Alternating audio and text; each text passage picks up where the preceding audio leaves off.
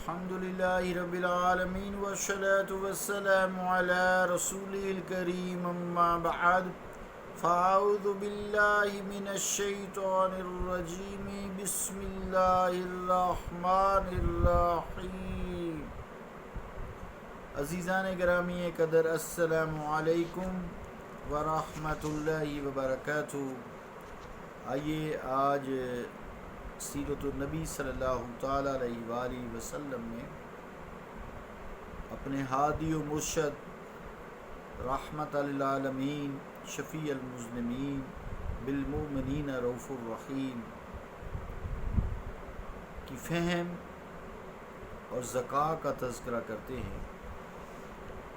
ہادی انس و جان صلی اللہ علیہ وآلہ وسلم کو جس قوم کی ہدایت اور رہنمائی کے لیے مبعوث فرمایا گیا وہ حلم و بردباری کے نام سے بھی واقف نہ تھی. چھوٹی چھوٹی باتوں پر تلواریں بے نیام ہو جاتی تھیں، خون کے دریا بہنے لگتے تھے اور کشتوں کے پشتے لگ جایا کرتے تھے، اور قتل و غارت کا یہ سلسلہ ختم ہونے کا نام ہی نہ لیتا تھا.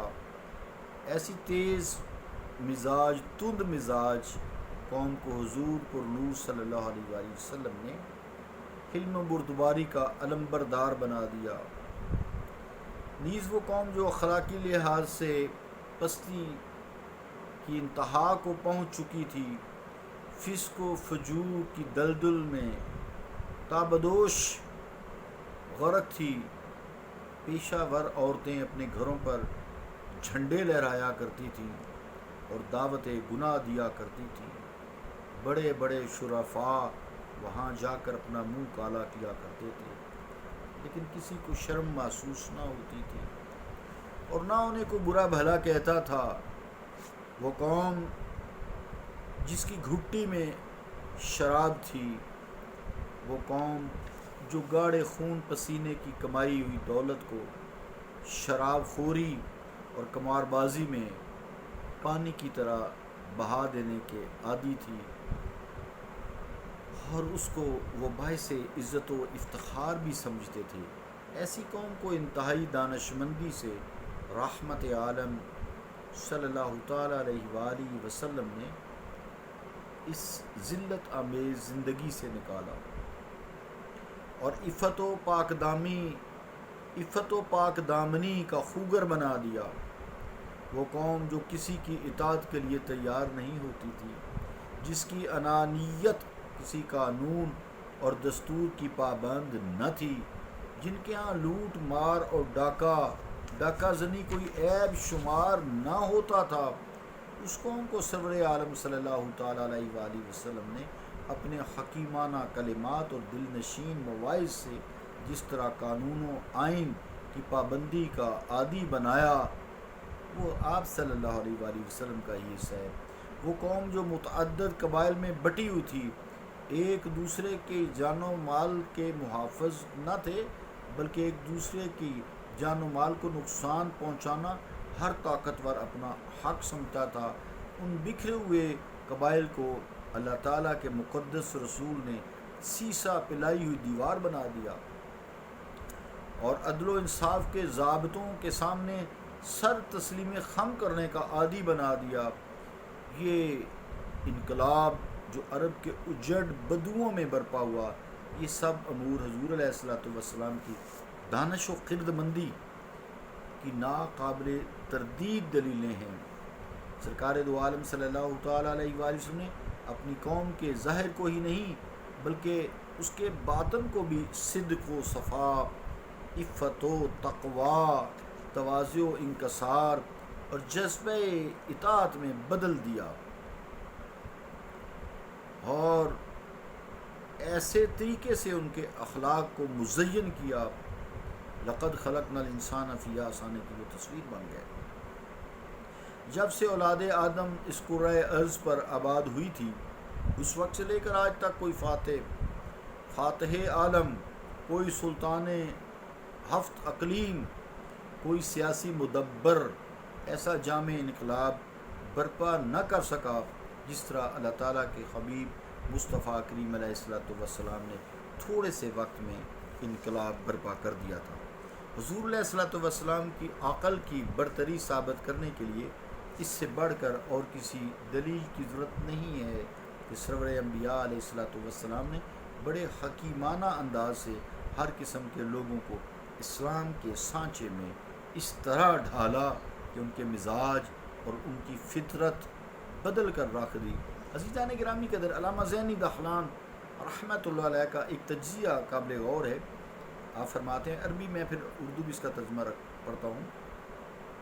وہ فرماتے ہیں، قد اطلع اللہ علی ظواہر احوال الخلائق وخفیاتها حتی یصلح ویرشدہم للأحسن منها وهو مبعوث الى سائر العباد داع الى اللہ تعالی وهذا انما يكون بإصلاح بواطنهم وظواہرهم وهو يتوقف على معرفة ذلك ونبينا صلى الله عليه وآله وسلم آتاه الله العلم بالظاهر والباطن وكان ينظر إلى ظواهر الخلائق وبواطنهم ويعامل كل إنسان بما يقتضيه حاله من رعاية ظاهره و باطنہ۔ ترجمہ کیا ہے؟ اللہ تعالیٰ اپنے حبیب لبیب صلی اللہ تعالیٰ علیہ وآلہ وسلم کو تمام مخلوقات کے ظاہری و باطنی احوال پر آگاہ کرتا ہے تاکہ حضور صلی اللہ علیہ وآلہ وسلم ان احوال کی اصلاح فرما سکیں اور جو بہترین حالات ہیں ان کی طرف لوگوں کی رہنمائی کر سکیں۔ اللہ تعالیٰ نے نبی کریم علیہ السلام کو اپنے تمام بندوں کی طرف مبعوث فرمایا تاکہ وہ انہیں اللہ تعالیٰ پر ایمان لانے کی دعوت دیں، اور یہ کام اس وقت تک انجام پذیر نہیں ہو سکتا جب تک ہر شخص کے ظاہر و باطن کی اصلاح نہ کر دی جائے، اور اس بات کا دار و مدار ان ظاہری اور باطنی حالات کے جاننے پر ہے۔ اس لیے اللہ تعالیٰ نے ہمارے نبی مکرم علیہ السلام کو ہمارے ظاہر و باطن کا علم عطا فرما دیا۔ حضور مخلوقات کے ظاہر و باطن کے جملہ احوال کو ملاحظہ فرمایا کرتے اور ہر شخص کے ساتھ اس طرح برتاؤ کرتے جس طرح ان کے ظاہری و باطنی حالات کا تقاضا ہوتا۔ اسی لیے وہب بن منبع رضی اللہ تعالیٰ عنہ سے مروی ہے کہ آپ نے کہا کہ میں نے 71 کتابوں کا وقت نظر سے دقت نظر سے مطالعہ کیا ہے، اور ان کتب کے جملہ مصنفین کا اس بات پر اتفاق ہے کہ ان النبی صلی اللہ علیہ وسلم ارجع الناس عقلا و افضلهم رایا، یعنی ترجمہ کہ حضور عقل و دانش کے لحاظ سے تمام لوگوں سے برتر ہے۔ ہر معاملہ میں حضور کی رائے تمام لوگوں کی آراء سے افضل ہے۔ یعنی وہب سے یہ روایت بھی منقول ہے۔ وہ فرماتے ہیں، ان اللہ تعالی لم یعط جمیع الناس من بدء الدنیا الى انقضائها من العقل فی جنب عقلہ صلی اللہ علیہ وآلہ وسلم الا كحبۃ رمل من بین رمال الدنیا۔ ترجمہ کیا ہے کہ ابتدائے آفرینش سے لے کر قیامت تک اللہ تعالیٰ نے تمام انسانوں کو جو فہم و فراست عطا فرمائی ہے، نبی کریم علیہ السلام کی عقل و رائے کے سامنے اس کی حیثیت اتنی بھی نہیں ہے جتنی ریت کے ایک ذرہ کی دنیا کے تمام ریگستانوں کے ذرات سے ہوتی ہے۔ سبل الہدا کے مصنف کا یہ قول بھی عزیزان گرامی قدر آپ کی توجہ کا مستحق ہے۔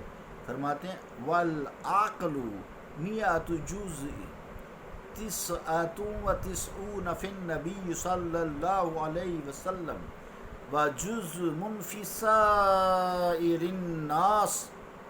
ترجمہ کیا کہ اگر عقل کی 100 جزیں تصور کیا جائے، 100 جز حصے، تو ان میں سے 99 حصے اللہ تعالیٰ نے اپنے نبی کریم علیہ السلام کو ارزانی فرمائے، اور ایک حصہ ساری مخلوق کو عطا فرما دیا۔ سبحان اللہ۔ ساری مخلوق میں دانشور، علماء، فضلاء، فلاسفر، سائنٹسٹ، موجد، شعراء، خطباء، فاتحین عالم سبھی شامل ہیں، تھوڑا سا حصہ ملا۔ صلی اللہ تعالیٰ علی رسول خیر خلقہ محمد وعلی آلہ واصحابہ اجمعین برحمتک یا ارحم الراحمین۔